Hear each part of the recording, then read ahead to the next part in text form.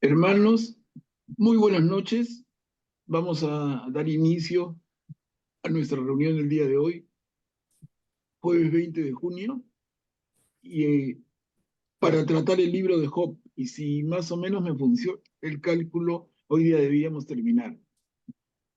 Salvo que ocurra algo extraño, hoy debiéramos estar terminando el libro de Job. Y al final hacemos un recuento y nos ponemos de acuerdo en el siguiente tema.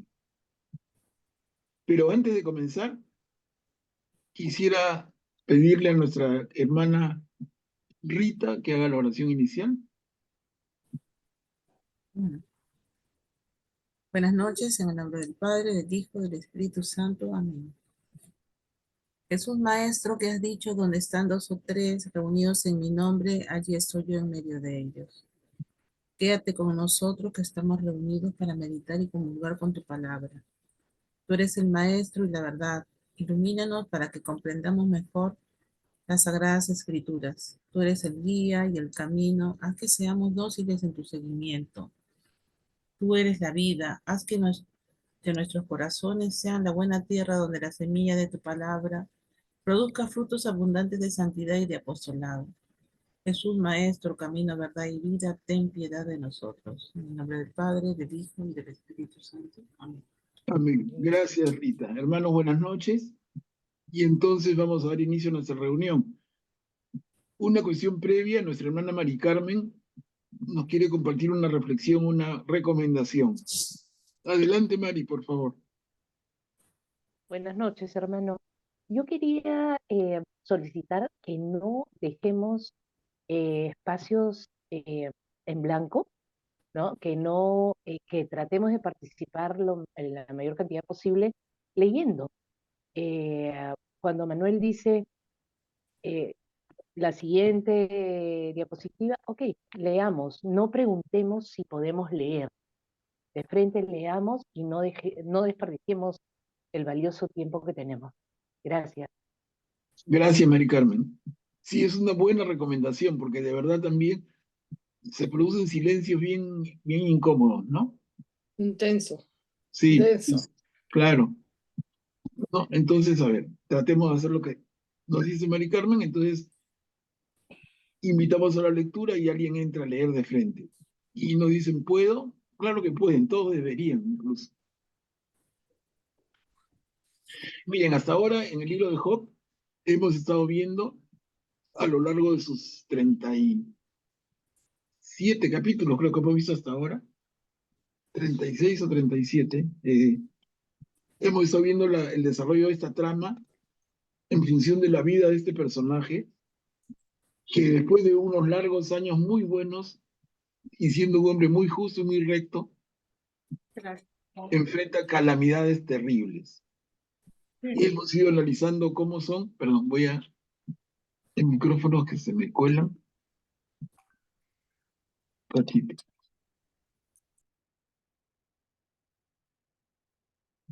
Ya, les decía entonces, después de las calamidades terribles no, después de los buenos años que tiene Job, viene un periodo en que sufre calamidades tremendas, tanto a nivel de su familia como de sus bienes, y finalmente sobre su propia salud. En esa circunstancia lo visitan tres amigos, que inicialmente guardan un prudente y sano silencio que se corta después de 7 días cuando Job mismo lo rompe. Job rompe el silencio, hemos leído lo que comenta Job, maldice el día en que nació y le pide a Dios que le explique por qué está sufriendo esto si él no cometió ningún pecado. Esto provoca a los tres amigos, cada uno en su turno, y en 3 rondas de discursos, ¿no? Mete su cuchara. Y ante cada una de estas posiciones, Job responde. Y Job responde, y Job responde. Al final de las 3 rondas de intervenciones, 3 amigos cada vez, o sea, 9 intervenciones, y las consiguientes respuestas de Job, aparece un cuarto amigo, Eliú, y El jueves pasado leímos el discurso de Eliú y les dije, a pesar de que nos quedó un poquito de tiempo, les dije, mejor dejémoslo ahí para empezar el día próximo por hoy con la respuesta de Dios, la esperada intervención de Dios. Job ha venido pidiendo la intervención de Dios. Señor, ¿qué pasa? No soy tan poca cosa que ni una respuesta tuya merezco. Job llega a pedir un árbitro, entre él tan pequeñito y Dios, un árbitro. Y en fin, todo eso lo hemos ido compartiendo. Lo que vamos a ver hoy, como última parte de nuestro curso sobre el libro de Job, es la esperada respuesta de Dios y luego un cierre, una breve respuesta de Job y el epílogo. Yo, como les decía, estimo que en la reunión de hoy nos alcance el tiempo para todo esto, de manera que terminemos hoy. Si es que no fuera, no hay problema, ¿no? Pero yo creo que sí terminamos. Entonces, a ver, intervención de Dios y réplica de Job. Capítulo 38. Prepárate a luchar como un guerrero. El Señor, Dios, Yahvé, respondió a Job desde la tempestad, diciendo, miren, Dios hablando desde la tempestad. ¿Quién es ese que oscurece mi designio con palabras desprovistas de sentido? Ajustas el cinturón como un guerrero. Yo te preguntaré y tú me instruirás. Mira esta forma de hablarle Dios a Job. Como que, oye, te estaba escuchando, hermanito. Te estaba escuchando hablar tanta tontería y por eso un poco las palabras.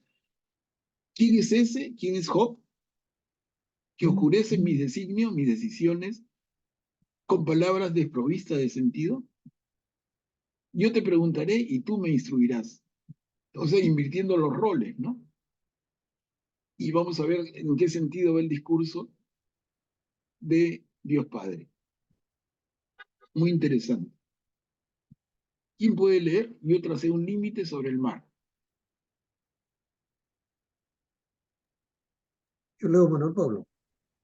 Sí, adelante, sin decir yo leo, lee nomás Guillermo, como pedía Mari Carmen. Ok. ¿Dónde estabas cuando yo fundaba la tierra? Indícalo, si eres capaz de entender. ¿Quién fijó sus medidas? ¿Lo sabes acaso? ¿Quién tendió sobre ella la cuerda para medir? ¿Sobre qué fueron hundidos sus pilares o quién asentó su piedra angular mientras los astros de la mañana cantaban a coro y aclamaban todos los hijos de Dios? ¿Quién encerró con dos puertas al mar cuando él salía a borbotones del seno materno? Cuando le puse una nube por vestido y por pañales densos nubarrones. Yo tracé un límite alrededor de él, le puse cerrojos y puertas y le dije, llegarás hasta aquí y no pasarás. Aquí se quebrará la soberbia de tus olas. ¿Has mandado una vez en tu vida a la mañana? ¿Le has indicado su puesto a la aurora para que tome a la tierra por los bordes y sean sacudidos de ella los malvados? Bien, Guillermo, hasta aquí. Recordemos, son palabras de Dios. Por fin Dios, Dios Padre, por fin le responde a Job. Job que tanto le ha venido pidiendo, Señor, respóndeme y explícame en qué estoy mal, explícame cómo he pecado. Y acá empieza su respuesta, ¿no? ¿Dónde estabas tú cuando yo creé el universo? ¿Dónde estabas tú cuando yo hice la tierra? ¿Dónde estabas tú cuando yo puse, en fin, toda la obra de la creación? ¿No? Miren cómo el Señor enfrenta a Job con este argumento. Y continuamos, Guillermo, por favor. Ella adquiere forma como la arcilla bajo el sello y se tiñe lo mismo que un vestido. Entonces, a los malvados se los priva de su luz y se quiebra el brazo que se alzaba. ¿Has penetrado hasta las fuentes del mar y has caminado por el fondo del océano? ¿Se te han abierto las puertas de la muerte y has visto las puertas de la sombra? Abarcas con tu inteligencia la extensión de la tierra, indícalo si es que sabes todo esto. Gracias, Guillermo. Entonces vemos claramente el desafío que Dios le pone a Job. ¿Conoces todo esto? Y si la respuesta es afirmativa, indícala. Dime que sabes todo esto. Definitivamente ni Job ni ningún humano puede tener respuestas a esto. Y a ver, continuamos, otro hermano. ¿Conoces tú las leyes de los cielos? ¿Por dónde se va a donde habita la luz y donde está la morada de las tinieblas, para que puedas guiarla hasta su dominio y mostrarle el camino de su casa? Seguro que lo sabes, porque ya habías nacido y es muy grande el número de tus días. Has penetrado hasta los depósitos de la nieve y has visto las reservas del granizo que yo guardo para los tiempos de angustia, para los días de guerra y de combate. ¿Por qué camino se expande la luz y el viento del este se propaga sobre la tierra? ¿Quién ha abierto un cauce al aguacero y un camino al estampido de los truenos para hacer llover sobre una tierra despoblada, sobre un desierto donde ningún hombre habita, para regar los páramos desolados y hacer brotar una hierba en la estepa? ¿Acaso la lluvia tiene un padre? ¿Y quién ha engendrado las gotas de rocío? Continuamos, Mari, por favor. ¿Del vientre de quién sale el hielo y quién da a luz la escarcha del cielo, cuando las aguas se endurecen como piedra y se congela la superficie del océano? ¿Anudas tú los lazos de las Pléyades o desatas las cuerdas del Orión? ¿Haces salir las Híadas a su tiempo y guías a la osa y sus cachorros? ¿Conoces las leyes de los cielos? ¿Regulas su dominio sobre la tierra? ¿Puedes alzar tu voz hasta las nubes para que te cubra una masa de agua?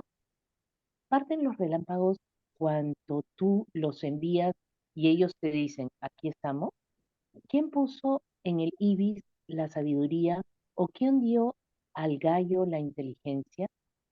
¿Quién cuenta las nubes sabiamente y quién inclina los odres del cielo cuando el polvo se funde en una masa y los terrones se pegan entre sí? Gracias, Mari Carmen. Entonces, vamos viendo, entonces continúa la respuesta de Dios a Job. Job, tú has pedido una respuesta, acá está. Y en esta primera parte el Señor le está diciendo, ¿dónde estabas tú cuando yo hice todo? ¿Puedes explicar tú mi creación? Y en ese sentido él mismo se está jactando de toda la gran obra, de toda la gigantesca obra de la creación. Acá, ¿ordenas al águila levantar vuelo? ¿Alguien que pueda leer, por favor? Yo, Manuel Pablo, Sí, adelante, sin decirlo, nomás adelante. cazas tú la presa para la leona y aplacas el hambre de sus cachorros cuando se agazapan en sus guaridas y están al acecho en la espesura.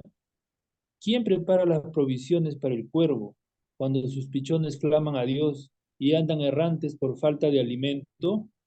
¿Sabes tú cómo dan a luz las cabras monteses? ¿Observas el parto de las ciervas? ¿Cuentas los meses de su gravidez y conoces el tiempo de su alumbramiento? Ellas se agachan, echan sus crías y depositan sus camadas. Sus crías se hacen robustas y crecen. Se van al campo y no vuelven más.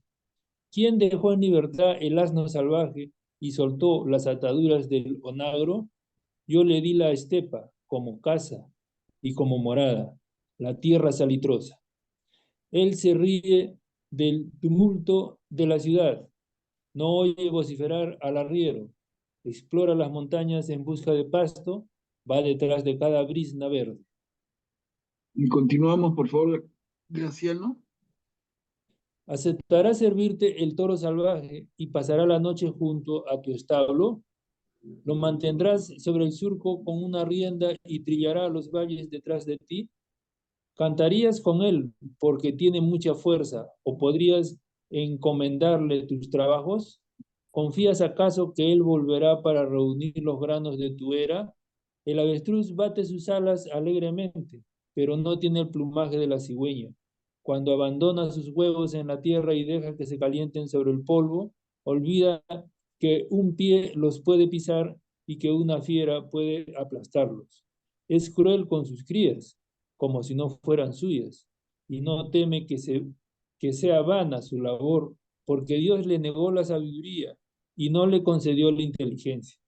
Pero apenas se levanta y toma impulso, se ríe de caballo y de su jinete. Le das tú la fuerza al caballo y revistes su cuello de crines, lo haces saltar como una langosta, es terrible su relincho altanero. Y acá la tercera parte, Graciano. El piafa, el piafa de contento en la llanura, se lanza con brío al encuentro de las armas, se ríe del miedo y no se asusta de nada, no retrocede delante de la espada, por encima de él resuena la aljaba, la lanza fulgurante y la jabalina, rugiendo de impaciencia, devora la distancia, no se contiene cuando suena la trompeta, relincha a cada toque de trompeta, desde lejos olfatea la batalla, las voces de mando y los gritos de guerra. Es por tu inteligencia que se cubre de plumas el halcón y despliega sus alas hacia el sur. Por una orden tuya levanta vuelo el águila y pone su nido en las alturas. La roca es su morada de día y de noche. La peña escarpada es su fortaleza. Desde allí está al acecho de su presa y sus ojos miran a lo lejos. Sus pichones se hartan de sangre. Donde hay cadáveres, allí está ella. Gracias, Graciano. Miren acá en la mitad del párrafo de esta última diapositiva, ¿no? Es por tu inteligencia que se cubre de plumas el halcón y despliega sus alas hacia el sur. Es un poco el tono de toda la reflexión, ¿no? ¿Qué eres tú, ser humano, al lado de la grandeza de quien está hablando, que es nada menos que Dios?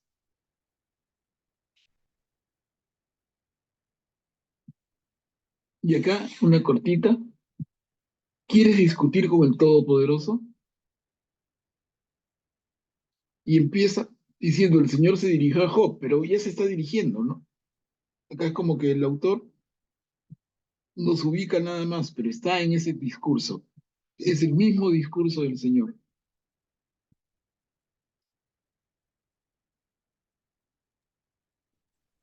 ¿Quieres ¿Leo yo? ¿Quieres Perdón. discutir con el Todopoderoso? El Señor se dirigió a Job y le dijo, ¿va a ceder el que discute con el Todopoderoso? ¿Va a replicar el que reprueba a Dios? Y Job respondió al Señor, soy tan poca cosa que ¿qué puedo responderte? Me taparé la boca con la mano. Hablé una vez y no lo voy a repetir. Hay una segunda vez y ya no insistiré. ¿Ve? Gracias, Rita. En esto breve, tan breve, aparece Job respondiendo. O sea, el Señor se dirigió a Job y le dijo, ¿va a ceder el que discute? O sea, tú, Job, con el Todopoderoso, ¿va a replicar el que reprueba a Dios? Y Job responde al Señor, soy tan poca cosa. ¿Qué puedo responderte? Me taparé la boca con la mano. Hablé una vez y no lo voy a repetir. Hay una segunda vez y ya no insistiré. O sea que ya Job, ante la grandeza de Dios, simplemente se siente diminuto. Y en un acto de humildad, de total humildad, ¿no? Soy tan poca cosa. Me taparé la boca con la mano. Ya hablé, no insistiré, ¿no? Entonces aquí viene como lo que vendría a ser un segundo discurso del Señor, un segundo discurso de Dios. Porque a esa breve intervención, a esa brevísima respuesta de Job que hemos Y releído, dice, el Señor respondió a Job, desde la tempestad. A ver, ¿quién puede leerlo, por favor? Te preguntaré y tú me instruirás. El Señor respondió a Job desde la tempestad diciendo, ajústate el cinturón como un guerrero. Yo te preguntaré y tú me instruirás. ¿Quieres realmente anular mi sentencia y condenarme a mí para justificarte? ¿Tienes acaso un brazo como el de Dios y truena tu voz como la de Él? Adórnate entonces de magnificencia y altivez, revístete de esplendor y majestad. Da libre curso a los desbordes de tu ira y humilla al orgulloso con tu sola mirada. Con una mirada doblega al arrogante, aplasta a los malvados allí donde están. Húndelos a todos juntos en el polvo, enciérralos en la prisión subterránea. Entonces yo mismo te alabaré por la victoria obtenida con tu mano. Gracias, María. Miren, hermanos, el Señor replica y le dice, ajustate, Job, con el cinturón como un guerrero. Yo te preguntaré y tú me instruirás. Cosa que ya había dicho antes, ¿no? Lo vuelvo a decir. ¿Quieres realmente anular mi sentencia y condenarme a mí para justificarte? Tremenda pregunta, ¿no?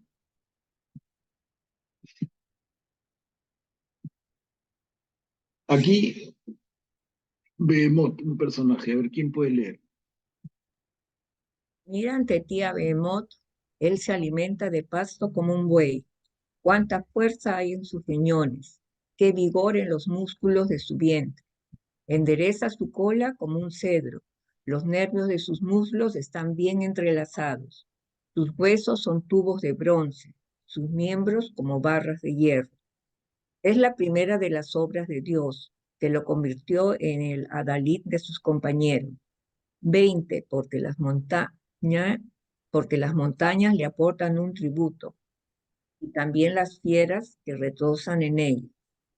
Él se recuesta bajo los lotos en lo oculto de los cañaverales y pantanos. Los lotos lo cubren con su sombra, los sauces del torrente lo rodean. Si el río se enfurece, no se perturba, está sereno, aunque un Jordán le llegue a la garganta. ¿Quién podrá tomarlo por los ojos o taladrar su nariz con un punzón? Gracias, Juanina. Y la respuesta del Señor en el mismo sentido, ¿no? ¿Qué puedes hacer tú, pequeño ser humano, contra la grandeza de mi creación y mi poder? Y acá Leviatán.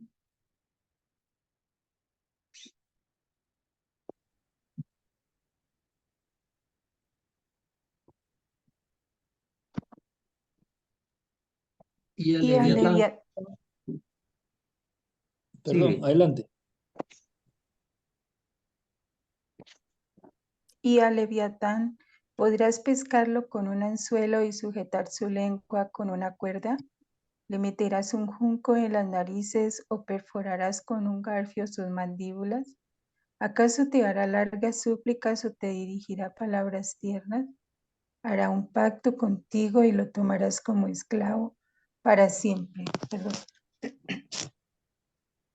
Jugarás con él como un pájaro y lo atarás para entretenimiento de tus hijas. Traficarán con él los pescadores y se lo disputarán los comerciantes. Acribillarás con dardos su piel y su cabeza a golpes de arpón. Prueba a ponerle la mano encima, piensa en el combate y desistirás. Tu esperanza se vería defraudada. Con solo mirarlo quedarías aterrado. ¿No es demasiado feroz para excitarlo? ¿Quién podría resistir ante él? ¿Quién lo enfrentó y quedó sano y salvo? Nadie debajo de los cielos.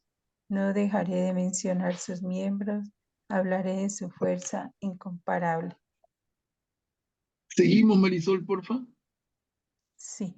¿Quién rasgó el exterior de su manto, atravesó su doble coraza? ¿Quién forzó las puertas de sus fauces?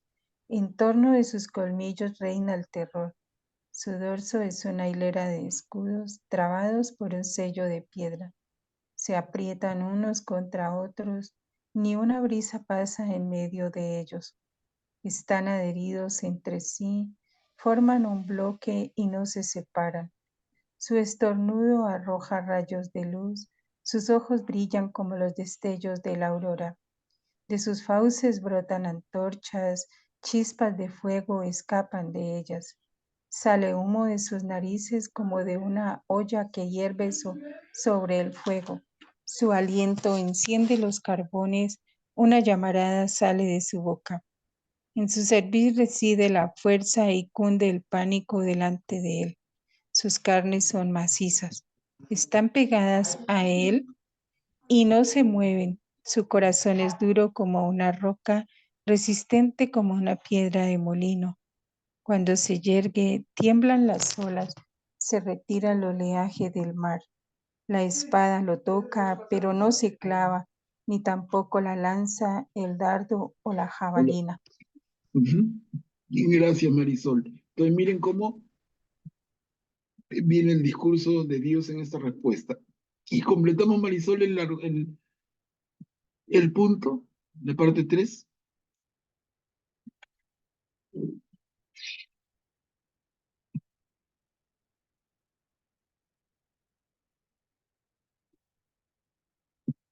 ¿O alguien más que pueda leer? Ah, qué penas que no le había quitado. El hierro es como paja para él y el bronce como madera podrida. Las flechas no lo hacen huir, las piedras de la onda se convierten en estopa. La masa le parece una brizna de hierba y se ríe del estruendo del sable. Tiene por debajo tejas puntiagudas, se arrastra como un rastrillo sobre el barro. Hace hervir las aguas profundas como una olla, convierte el mar en un pebetero. Deja detrás de él una estela luminosa. El océano parece cubierto de una cabellera blanca. No hay en la tierra nadie igual a él. Ha sido hecho para no temer nada. Mira de frente a los más encumbrados.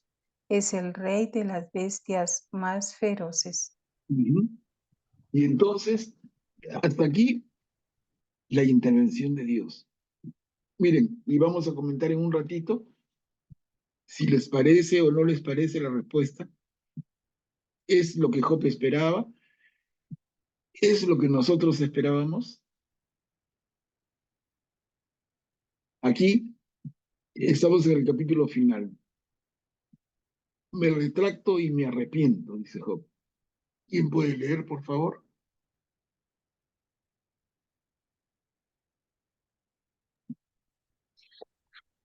Me retracto y me arrepiento. Job respondió al Señor, diciendo, yo sé que tú lo puedes todo y que ningún proyecto es irrealizable para ti. Sí, yo hablaba sin entender de maravillas que me sobrepasan y que ignoro. Escucha, déjame hablar. Yo te interrogaré y tú me instruirás. Yo te conocía solo de oídas, pero ahora te han visto mis ojos. Por eso me retracto y me arrepiento en el polvo y la ceniza. Gracias, Oyes. Miren, me retracto y me arrepiento en el polvo y la ceniza, ¿no? Símbolos del arrepentimiento más puro y del duelo. Entonces Job le responde al Señor reconociéndole que es el Todopoderoso. Yo hablaba sin entender, le dice, de maravillas que me sobrepasan y que ignoro. Te conocía solo de oídas, le dice Job al Señor, pero ahora te han visto mis ojos. Por eso me retracto y me arrepiento. Entonces ubiquémonos, ¿no? Es esta historia, es este hombre que ha caído en la desgracia más tremenda, cuestionado por sus 3 amigos, luego por el cuarto amigo Eliú. En todo este caminar, Job pidiéndole al Señor que se presente y que se digne explicarle el porqué de ese sufrimiento por el que está atravesando, y por fin se aparece Dios. Y de acuerdo con el libro de Job, esta es la respuesta de Dios. Y a eso Job responde con lo que estamos leyendo en este instante. Y aquí miren, sigue Job. ¿Quién puede leer?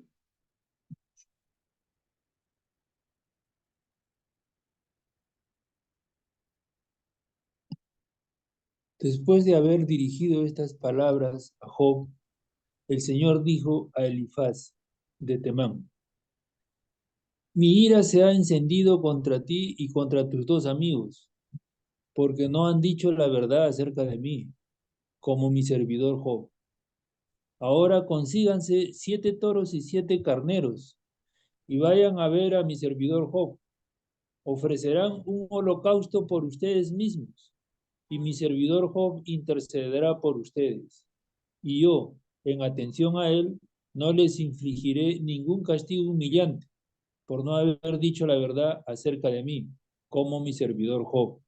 Entonces Elifaz de Temán, Bildad de Suag y Sofar de Naamá fueron a hacer lo que les había dicho el Señor, y el Señor tuvo consideración con Job.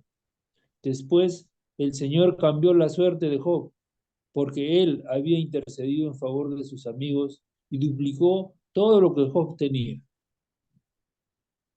Miren entonces, el Señor se dirige no solamente a Job. Nos ha leído Graciano, el Señor se dirige a Elifaz y a través de Elifaz a los otros dos amigos. Y les dice: mi ira se ha encendido contra ustedes. No han dicho la verdad acerca de mí. Y les pide, les ordena que vayan a hacer un holocausto y un sacrificio. Y que Job, en la medida en que lo acepte, intercederá por ellos. El Señor está muy molesto con ellos, pero está dispuesto a aceptar la intercesión de Job. Y entonces nos dice el tercer párrafo: Elifaz, Bildad y Sofar fueron a hacer lo que el Señor les había dicho. Y el Señor tuvo consideración con Job.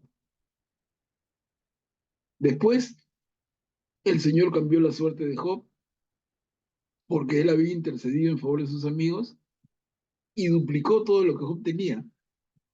O sea, le quita la enfermedad y le restituye los bienes, la familia. Y no solamente lo restituye, sino al doble.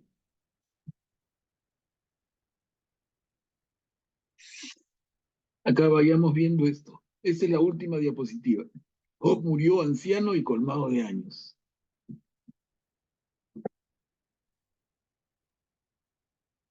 Todos sus hermanos y sus hermanas, lo mismo que sus antiguos conocidos, fueron a verlo y celebraron con él un banquete en su casa. Se compadecieron y lo consolaron por toda la desgracia que le había enviado el Señor. Y cada uno de ellos le regaló una moneda de plata y un anillo de oro. El Señor bendijo los últimos años de Job mucho más que los primeros.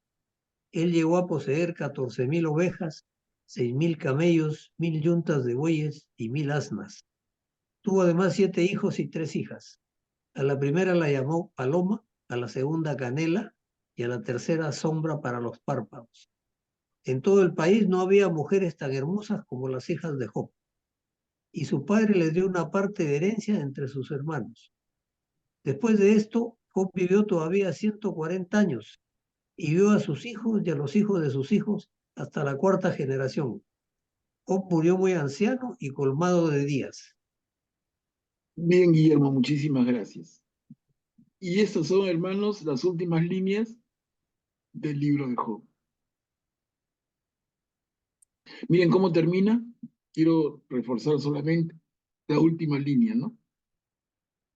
Job murió muy anciano y colmado de días.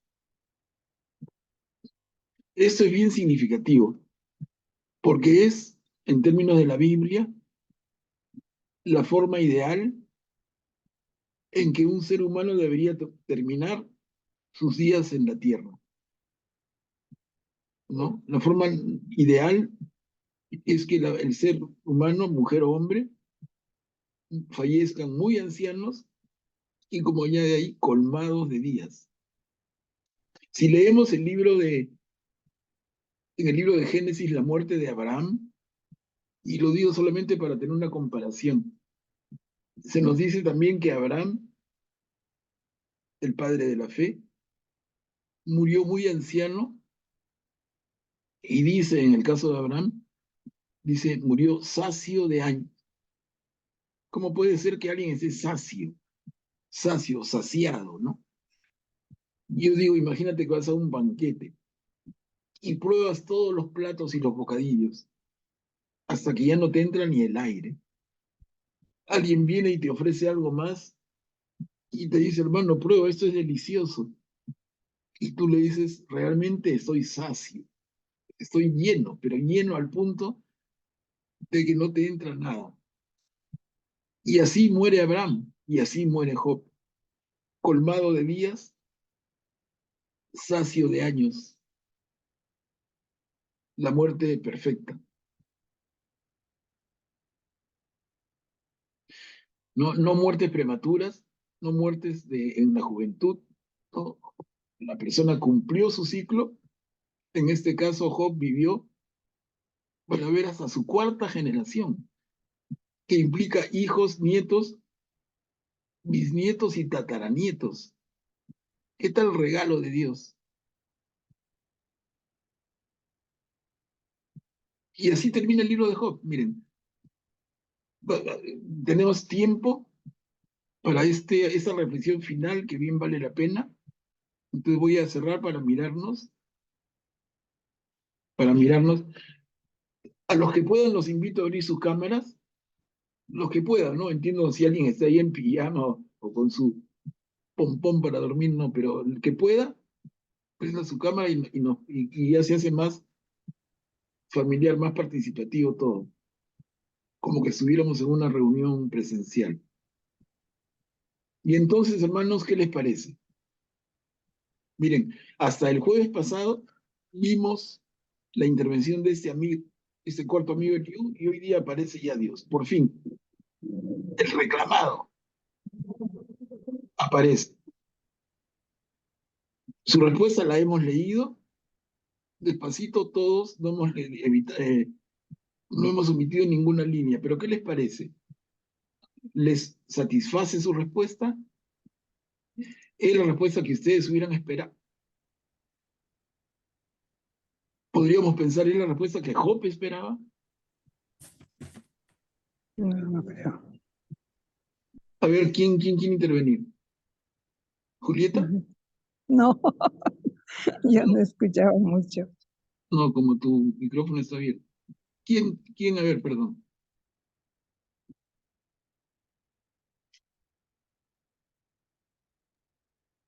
Manuel Pablo, ¿puedo mencionarlo? Por supuesto. Gracias. Bueno, la respuesta de Dios ha sido contundente, ¿no? Yo creo que nadie, obviamente como humanos vamos a tener la capacidad de decidir a dónde van los océanos, de dónde a dónde sopla el viento, etcétera, ¿no? Todos los ejemplos que le puso Dios. Y a mí me parece que este libro lo que quiere demostrarnos es que, bueno, todo lo que nos ocurre, sea bueno o malo, viene de Dios. Y si es algo muy malo, debemos tratar de mejorarlo y en palabras sencillas, de tratar de pasarla bien.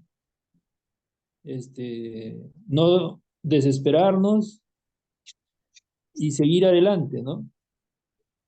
Job tuvo la oportunidad de recibir una respuesta de Dios y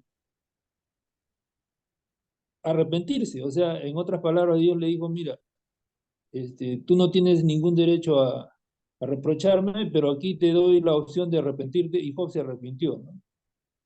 Y entonces, en base a ese arrepentimiento, Dios al final arregló todos sus problemas y le dio más todavía de lo que tuvo al comienzo.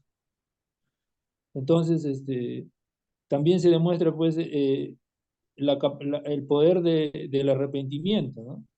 Y el poder del perdón de Job, porque Job perdonó a los tres amigos que le dieron con todo, lo maltrataron, y el mismo Dios les dijo a ellos que estuvieron equivocados, ¿no? O sea, lo juzgaron mal a Job, ¿no? A pesar de eso, Job los perdonó. Entonces, es un gran mensaje el que nos deja este libro porque nos hace recordar cómo debemos enfrentar las dificultades. Y a pesar de eso, no debemos perder la perspectiva de perdonar. Aunque nos traten mal y nos pongan el dedo en la llaga y nos causen más dolor, no debemos perder la perspectiva del perdón, que debemos perdonar, ¿no? 70 veces 7, dijo Jesús, ¿no? Entonces, este libro es una demostración muy, muy buena de que es obligación de todo cristiano buscar la forma de perdonar, porque Dios le dio a Job más de lo que tuvo al comienzo, ¿no? Gracias. Gracias, Graciano. De la mano levantada de Augusto. Adelante, Augusto. Eh, Buenas noches. Qué importante la respuesta de Dios para que acentúa su soberanía, ¿no? Y sobre todo acentúa que el bien o mal que Él permite, ¿no? Porque no es que Dios causa el mal, recordemos que el que causó el mal fue Satanás. Dios lo permitió, ¿no? Pero nosotros no podemos juzgar a Dios, ¿no? Como Dios decía en su discurso, el Señor decía en su discurso, no somos nadie para juzgar a Dios porque no tenemos la capacidad que tiene Dios. O sea, Dios que ve la gran figura puede permitir un mal para sacar un bien futuro, ¿no?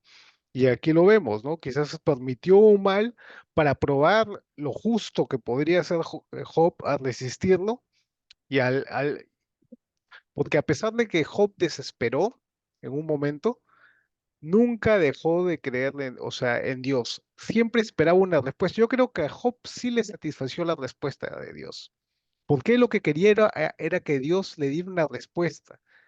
Y a él no le importaba que esta respuesta fuera dura, sino lo que le importaba es tener algo, entender el por qué, ¿no? Y cuando Dios le presentó de esa forma tan clara que él no tenía ni siquiera derecho a juzgarlo porque realmente no tenía la capacidad de entenderlo, a él le bastó con eso y con humildad lo aceptó y, y, y yo creo que en eso por eso Dios lo premió, ¿no?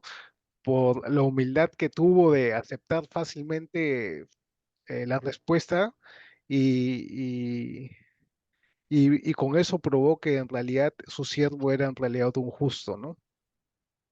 Ujú. Bien, Augusto, muchas gracias y gracias a Graciano también por la intervención anterior, muy claras. Julia, adelante, por favor. Buenas noches, estoy un poquito afónica, pero sí quisiera intervenir esta noche. Este libro realmente es, es muy profundo, todas las enseñanzas que nos da. Y a mí realmente, al final, la parte de Dios que prácticamente lo pone en su lugar a Job, ¿no? ¿Quién es el que, dónde estabas tú cuando eh, hice la tierra? ¿Quién puso su piedra angular? Y bueno, puntos tan importantes de todo lo que Él ha hecho por nosotros. Y bueno, ahora que he pasado por un momento eh, difícil,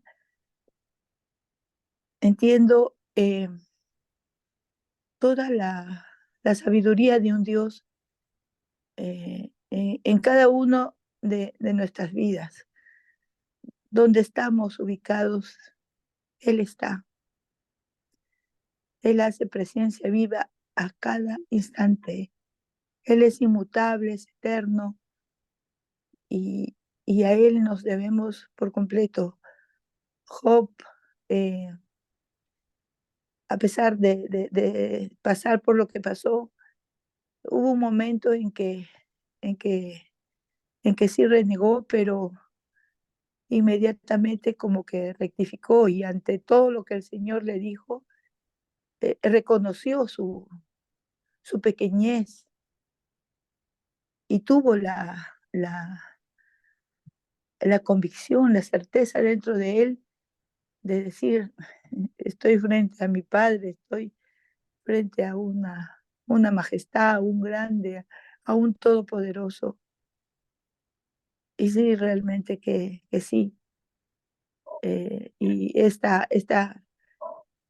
este reconocer de Job, creo que en nosotros debe llegar hasta al fondo de nuestras almas, y reconocer que todo viene de Él para bien nuestro, y amarle para poder tener en algún momento la promesa que Él nos entrega. Hemos venido con un fin a este mundo, y si nos acercamos a Él, es seguro que lo vamos a conseguir. Bueno, esa es mi reflexión. Bien, Gracias. gracias, Julia, muchas gracias. Miren, sumando las intervenciones, creo que podemos ir como esbozando alguna conclusión sin que el tema se agote para nada. Pero y un poco en la línea de lo que dijo Augusto, ¿quién somos para tratar, no de juzgar a Dios, eso ya es demasiado, pero siquiera quién somos para entender a Dios? ¿Quién somos para comprenderlo? Señor, ¿por qué me pasa esto? Yo quiero entender por qué me pasa. ¿Quiénes somos en nuestra pequeñez para comprender lo que hay en la mente de Dios? ¿Quién somos para entender la voluntad del Señor? ¿Qué nos corresponde nada más? Aceptarlo. Señor, tú has dispuesto esto, entonces como rezamos en el Padre Nuestro, que se haga tu voluntad y no la mía. Por mí, diría Job, por mí yo no sufriría nada de esto, pero si tú lo dispones, yo estoy dispuesto a aceptarlo. Y la pregunta entonces, antes que ser el por qué, que ese por qué nunca lo vamos a tener como respuesta, la pregunta más válida sería: ¿y para qué? ¿Para qué, Señor, pasó por esto? ¿No? No sé si me explico. ¿Por qué me toca sufrir? No, ¿para qué? ¿Qué esperas tú lograr en mí con esto? Mi purificación, mi corrección, mi acercamiento a ti, el ponerme a un paso de ti en el paraíso. ¿Para qué? ¿Para qué me toca sufrir? No el por qué, ¿no? Ahora, damos un pasito más, y si la respuesta de Job nos deja un poco, perdón, la respuesta del Señor nos deja un poco tranquilos, lo siguiente sería: ¿nos creemos esta historia? Porque de repente es una historia tan triste, tan dura, tan real, y tiene un final tan feliz. Acá hay una idea que a más de uno le vendrá por la cabeza, y es: oye, qué judíos tan vivos, como escriben sus libros, cuando no tienen salida, allá de un capítulo final en que todo se arregle. Final de telenovela de Corín Tellado. Y vivieron felices para siempre, ¿no? Han sufrido las de Caín, han sufrido terriblemente, y al final todo se arregla. ¿Cómo explicar eso? Y les digo yo con toda sinceridad, ¿nos podemos creer ese cuento o es una salida de un autor que ha entrado a un callejón sin salida y no tiene forma de salir del tema en el que él mismo se ha metido, sino añadiendo un capítulo final en que a Job se le restituyen los bienes, y no solamente a lo que tenía, sino al doble, y le da tanta vida y tanta dicha? ¿Cómo entender esto? ¿Quién se anima? Opiniones, hermano.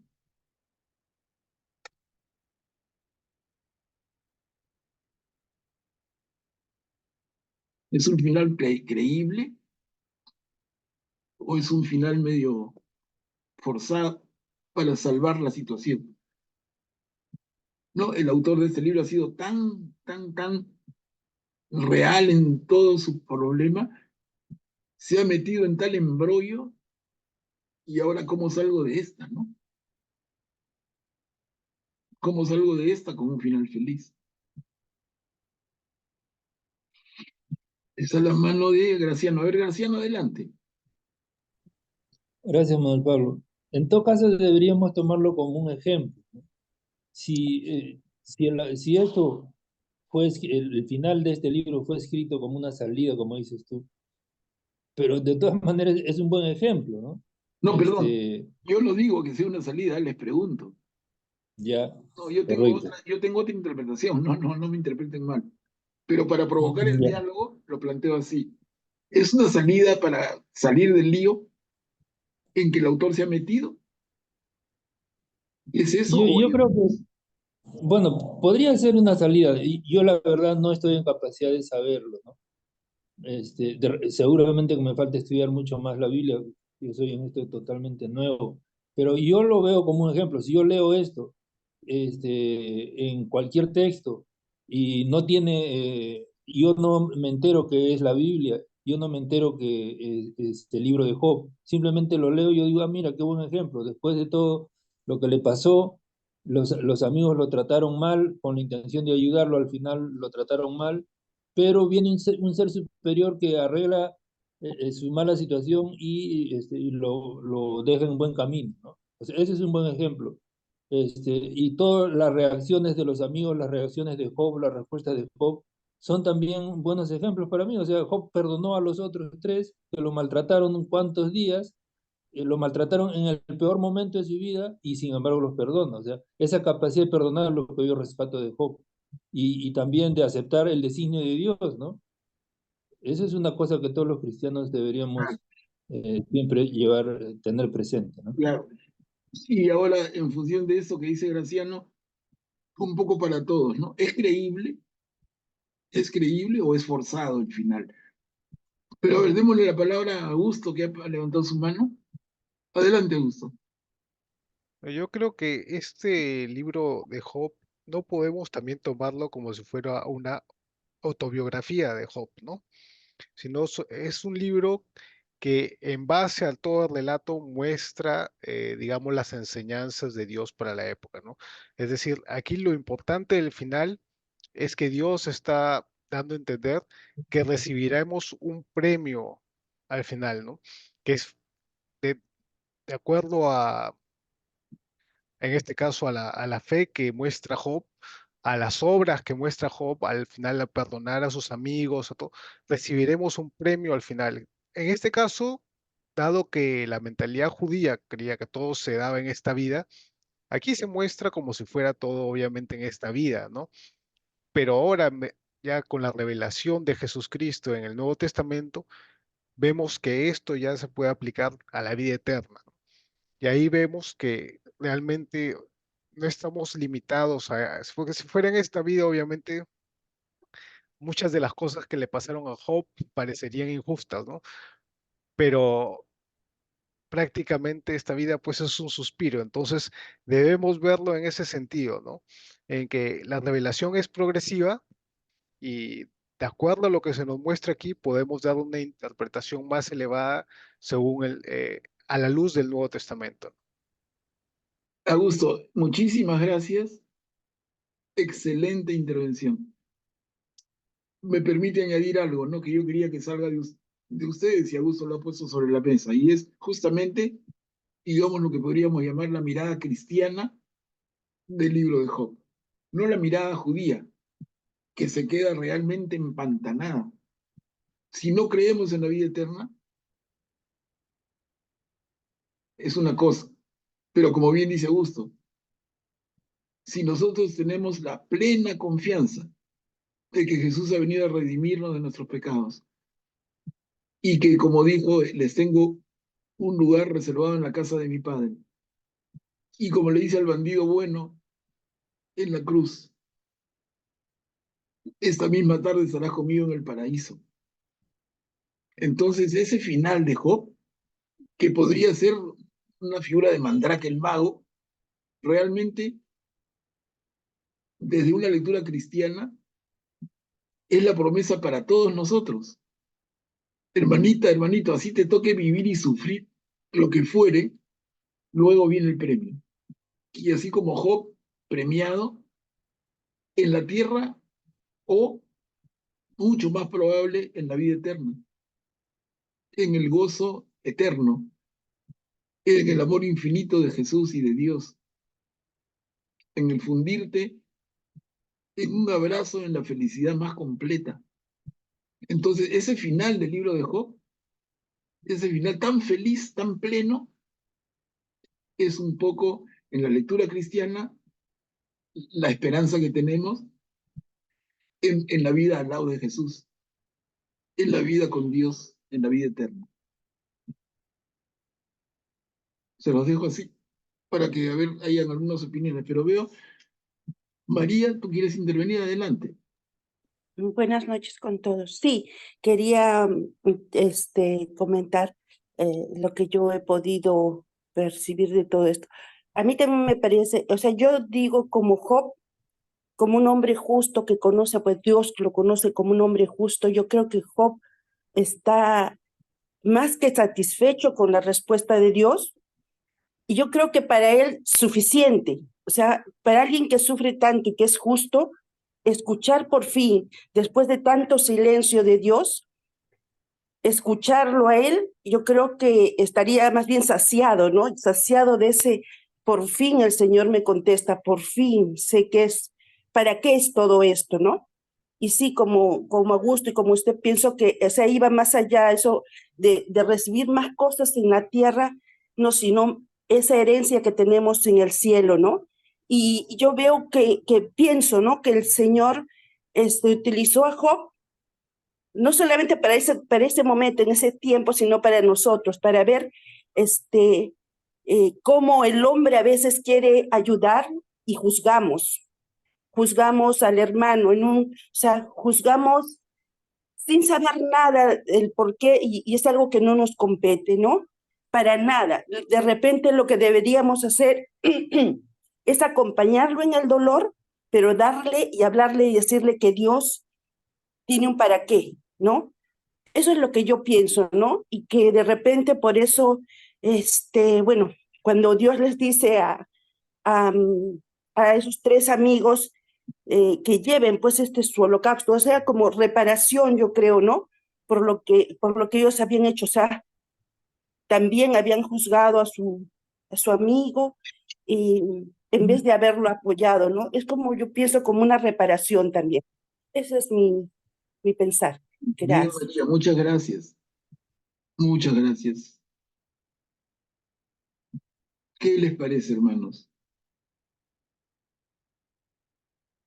Ahora, definitivamente es distinta la posición ante el libro de Job de una persona que cree en la vida después de la muerte, de una persona que no cree en la vida después de la muerte.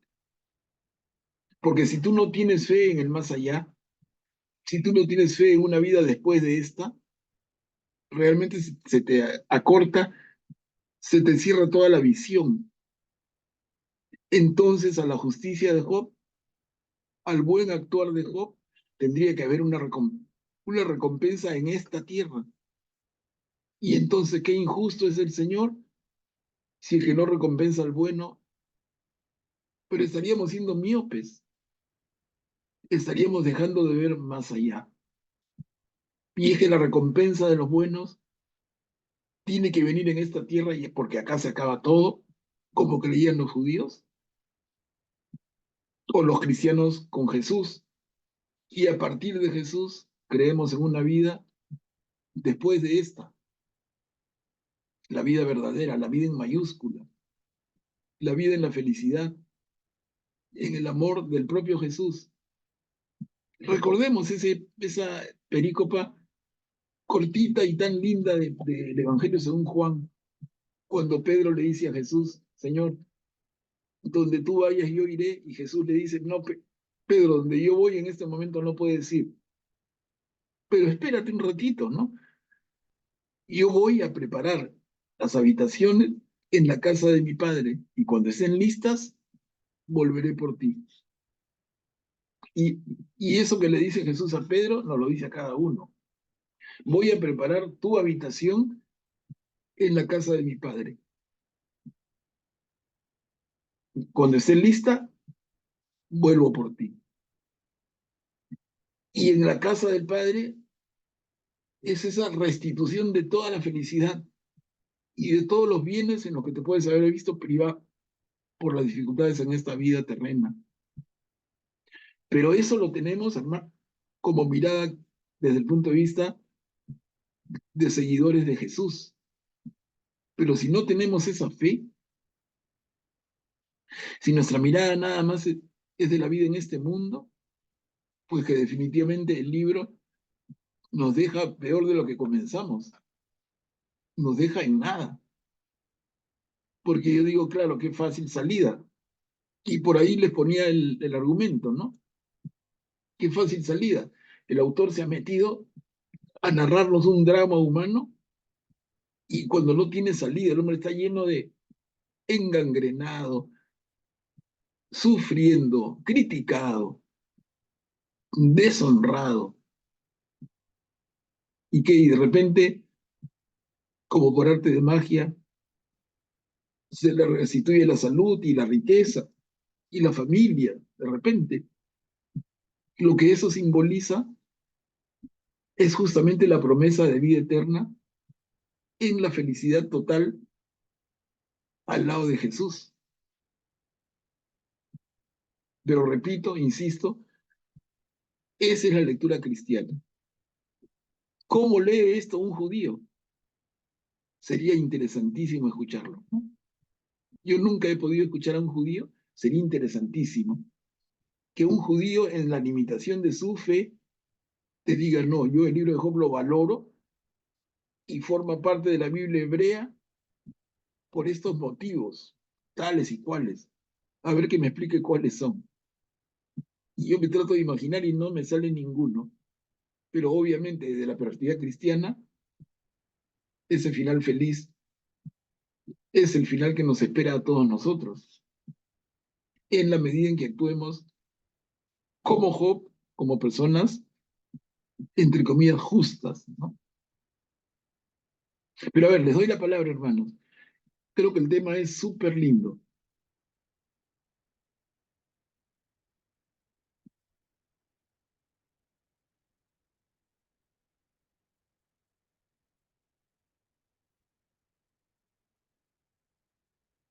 Graciano, adelante.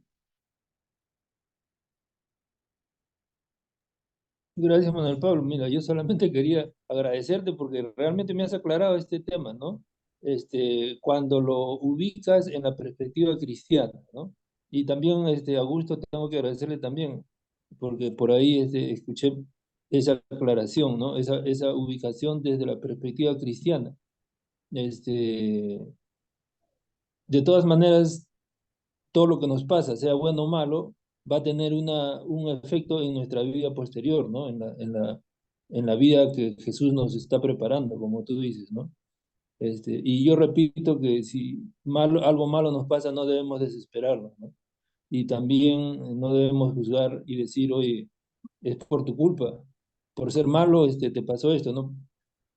Todas son pruebas, supongo yo, ¿no? Que tenemos que ponerle buena cara y tratar de seguir adelante, ¿no? Porque al final todo se va a arreglar, como los cristianos sabemos, la resurrección de Jesús le dio sentido a toda nuestra vida. Pase lo que pase, algo bueno está al final de todo esto, ¿no? Gracias. Gracias, bien, Graciano.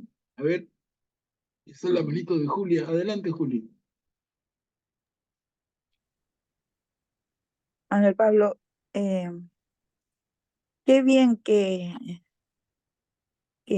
has encaminado este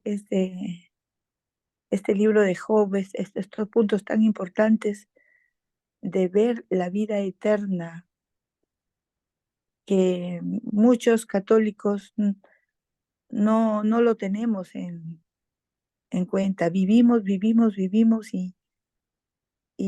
no fijamos nuestra mirada a esa parte tan importante que es nuestro Señor y a dónde vamos a ir realmente, porque si supiéramos de dónde venimos y a dónde vamos, realmente ya podríamos hacer de nuestra vida lo que quisiéramos, pero realmente que esta es eh, la guía en nuestra vida, ¿no?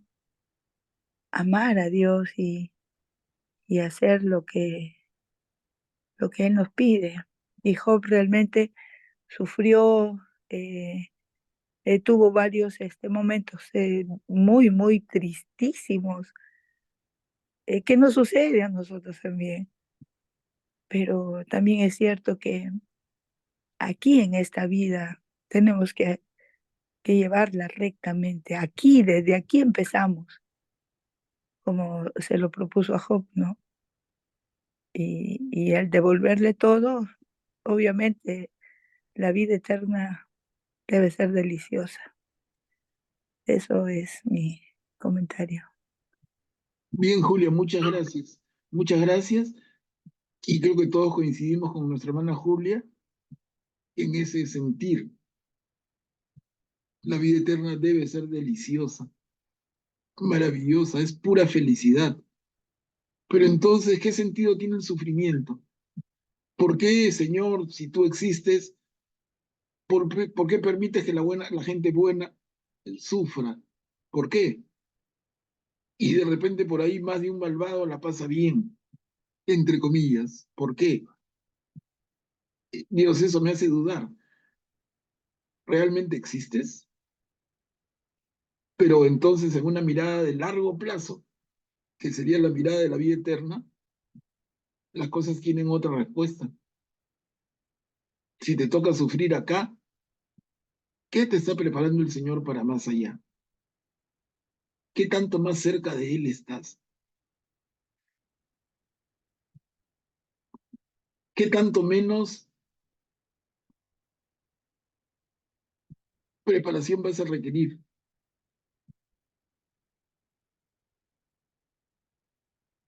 En fin, son reflexiones profundas a las que nos invita el libro de Job.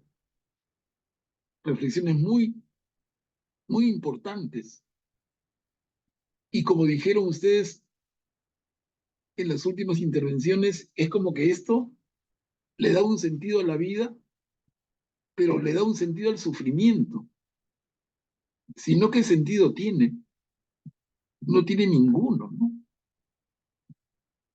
Una persona podría renegar de Dios y, como dicen, maldecir a Dios si es que se ve en una situación de sufrimiento sin salida, sin escapatoria, y voltea la cara y en lo poco que puede ver, ve a los malos disfrutando plenamente. Pero es que eso sería una mirada muy corta, porque tenemos que tener la mirada del más allá, tenemos que tener la mirada de la vida eterna. ¿Y qué le espera a uno y a otro en la vida después de esta? ¿Al lado de Dios o sin Dios?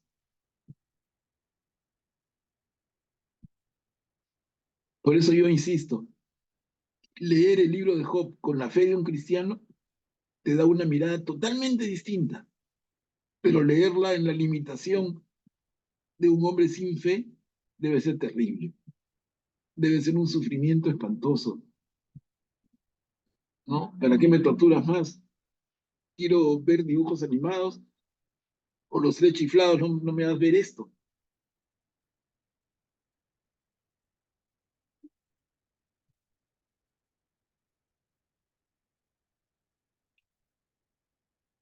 Hermanos, ¿alguien más, por favor?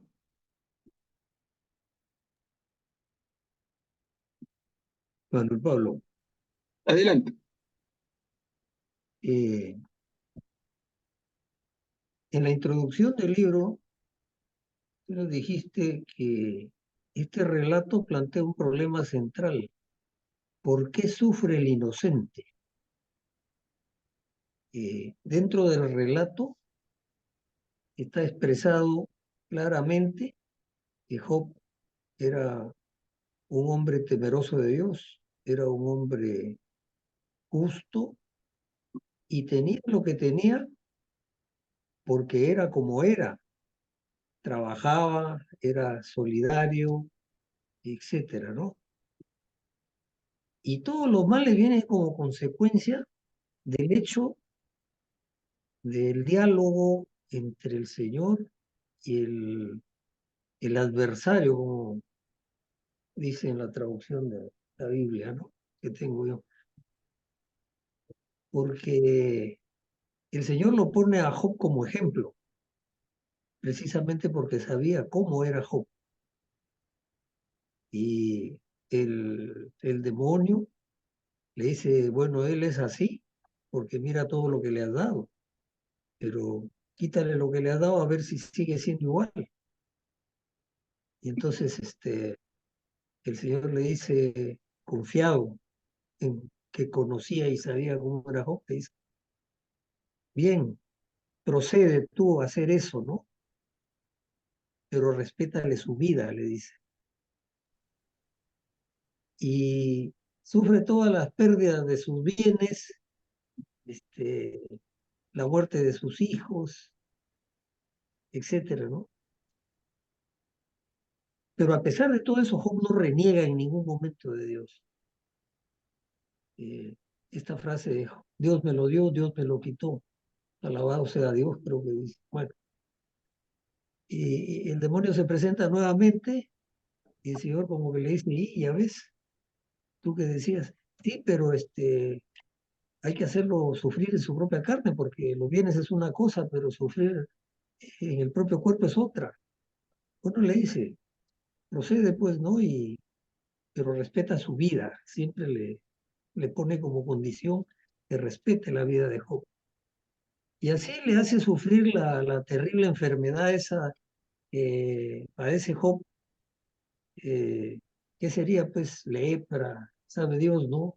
Todo su cuerpo lleno de ampollas, en fin, un sufrimiento terrible.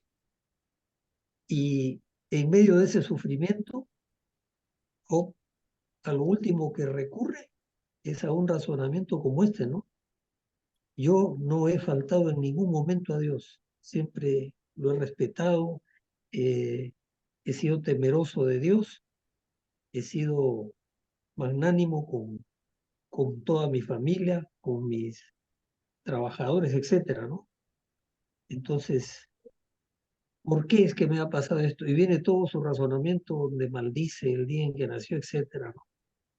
Los amigos que su mejor gesto está en el momento en que lo acompañan una semana completa sin decir una palabra, como debe ser el acompañamiento en un sufrimiento semejante, dentro de su mentalidad, ellos estaban convencidos que todo lo que le había pasado a Job era consecuencia de que había pecado.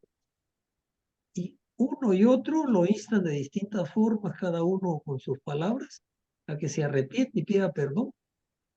Y Job les contesta a cada uno de ellos que no, él no puede pedir perdón por algo que no ha hecho. Y efectivamente es así. Al final él llega a suplicarle a Dios que le conteste qué cosa era lo que había pasado, porque Dios no le decía nada. Él, mientras, mientras vivió con sus posesiones y su familia y todo, parece que no tenía una comunicación con Dios, porque no se menciona en el relato que oraba o cosas por el estilo. Pero en vista de todo lo que le sucede al final y después de todo lo que le dicen los amigos, y él les contesta, él hace esa interpelación a Dios, ¿no? Y finalmente Dios le contesta y le hace ver quién es él. Yo soy el creador, le dice, y le da en detalle todo lo que ha hecho. ¿Eres tú capaz de hacer esto? ¿Sabes esto? ¿Dónde estabas? Etcétera, ¿no? Y a través de todo este mensaje, Job recién se da cuenta claramente de quién era Dios, que era alguien con el que él tenía no solamente que agradecerle, sino comunicarse también, ¿no? Y le pide perdón no por la duda, porque siempre confió en él, sino por haber en algún momento tenido la certeza de ignorar por qué tenía que haber sufrido esto, o sea, por qué sufre el inocente. Él era un inocente y no tenía por qué sufrir.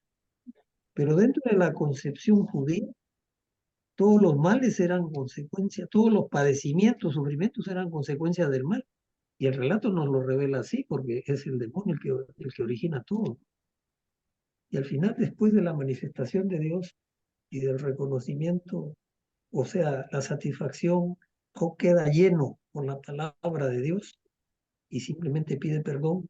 Dios lo perdona y lo gratifica con todo lo que le da, ¿no? Entonces, debemos nosotros ahora, donde vivimos en el siglo XXI, con la ventaja que tenemos de conocer toda la historia que ha sucedido desde entonces, debemos darnos cuenta que la libertad, que es el don más preciado que nos ha dado Dios, es lo que permite al hombre elegir una cosa u otra. Y elegir una cosa u otra tiene sus propias consecuencias. Bien, Guillermo, muchísimas gracias. Ha sido realmente, creo yo, un excelente resumen de todo el libro.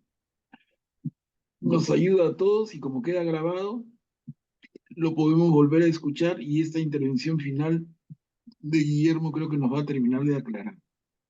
Muy, muy, muy bien hecho. A ver, está la manito de Marisol, adelante. Sí, muchas gracias. Yo quiero decir que cuando empezamos a leer el libro no lo entendía, hasta llegó un día en que me caía mal, porque veía que Job sufría y sufría, pero también leíamos que él no pecaba. Pero entonces he comprendido que no podemos ni renegar ni increpar a Dios por las diferentes situaciones por las que pasamos. Para mí este libro es una lección de vida, de perdón y sobre todo de tener claro quién es Dios y cuál es su poderío. ¿Cómo renegamos de Dios, por ejemplo, cuando somos tan pequeños e indignos siquiera de Él? Veo que solo nos queda aceptar siempre su voluntad y además saber que las cosas se dan en el tiempo de Dios y no cuando nosotros queremos. Sobre el final del libro, pues no me atrevería a decir que sea una salida, sino más bien que Dios nos dio libre albedrío, por lo tanto nos deja que hagamos lo que queramos. Es lo que hizo Job cuando renegó, pero luego Dios tiene su momento para hacernos ver que así no es. El libro es un claro ejemplo del perdón, de que debemos perdonar a nuestros hermanos, porque ¿quién es para no perdonar? Así también nos muestra que nuestra fe debe ser auténtica, que no debemos desfallecer ante las dificultades, pero sí pensar que la vida eterna no está en lo mundano, si es que en realidad esperamos en Dios. Gracias. Gracias, Marisol, muy lindo. Muy lindo. Estaba también la manito de María. Adelante, María. Bueno, es que cuando hablaron un poco del sufrimiento y de que Job era inocente, se me vino a la cabeza de frente, se me vino Jesús, que era inocente y después es flagelado, bueno, por lo que le pasó en el Calvario y muere en la cruz. Entonces, me hace ver que, bueno, pues sí, los judíos de esa época no sabían que iba a venir un Mesías, pero no sabían todo lo que iba a pasar. Entonces, nos muestra un poco lo que ya con Jesús, que debemos aprender a llevar nuestra cruz, nuestros sufrimientos, y que después de ello, de la muerte, viene pues esa resurrección, ¿no? Esa vida eterna que vamos a tener. Eso es lo que de frente se me vino cuando se habló del sufrimiento, de la inocencia, ¿no? Eso quería compartirlo. Bien, gracias María, muchas gracias. Y entonces el tema es, más que la pregunta, ¿y por qué, Señor? Es ¿para qué? Creo que esa es la pregunta correcta que debemos hacernos. Y la respuesta del para qué, siendo cristianos, está clarísima también. Tener la absoluta esperanza en la vida eterna. Y la vida eterna consiste en estar al lado de Jesús, en un abrazo, en la felicidad completa. Esa es nuestra fe. Y ese es el sentido que le podemos dar al sufrimiento. Bueno, hermanos, miren, ya con esto hemos terminado. El libro de Job nos ha tomado 2 meses. Y ahora quería proponerles, para comenzar como siguiente tema, el libro de Eclesiastés. De repente algunos de ustedes lo conocen, otros lo conocen menos, y algunos no tienen ni idea de lo que contiene. Yo lo estuve hojeando hoy día, aunque la idea la tengo hace tiempo, pero lo estuve hojeando hoy día, como recordando, y es un libro corto. Lo vamos a hacer bien rápido, pero quería proponerles para que sea nuestro siguiente tema. Y tiene que ver mucho con esto, porque el libro del Eclesiastés plantea un problema también. Y el problema que plantea es justamente el sentido de la vida. De una manera distinta, pero similar a Job. No hay un personaje central. El libro es una reflexión sobre la manera en que debemos o no debemos vivir. Como les digo, son 12 capítulos, va a ser bien rápido de leer, pero va a ser lindo que también sea parte de nuestro bagaje, ¿no? ¿Qué conoces de la Biblia? Mire, vamos conociendo, fuera del Nuevo Testamento, estamos conociendo varios libros bien difíciles y densos del Antiguo Testamento. Entonces, ¿qué les parece si el siguiente tema es el Eclesiastés? ¿Están de acuerdo? Completamente de mi parte. De acuerdo, Sí, Manuel Pablo. sí, está Sí, bien, Manuel señor, Pablo. está Sí, bien. por Está bien. supuesto. Uy, De excelente. acuerdo, Entonces, Manuel Pablo. excelente, excelente. Excelente. Entonces, que sea el tema. Y también quería decirles, miren, hemos trabajado arduamente y creo que se merecen una semanita de descanso. El próximo jueves, tengámoslo libre, y el subsiguiente nos juntamos con Eclesiastés. Como que me dan tiempo a mí también para preparar un poco el material, ¿no? Entonces, descansamos un jueves, que sería el próximo. Les digo Nos las fechas. juntamos en julio, ¿no? El- En julio Nos juntamos el 4, Día 20, de el julio. 4 de julio, ¿no? 4. El 4 de julio nos juntamos y hacemos la presentación del Eclesiastés y lo empezamos a leer, Qué bueno, ¿no? ¿Les parece? Entonces bravo, quedamos qué así. bueno, un descanso. Sí, una semanita de descanso va a caer bien para todos y a mí me va a Sí. permitir preparar, porque de verdad que son temas que nunca he trabajado a este nivel y es un poquito de trabajo, pero encantado lo hago, ¿no? No, me da tiempo para leer, Muchas gracias. me da tiempo para leer más, aprender. No, Claro. claro. Sí, a veces me cuesta un poquito reconocer.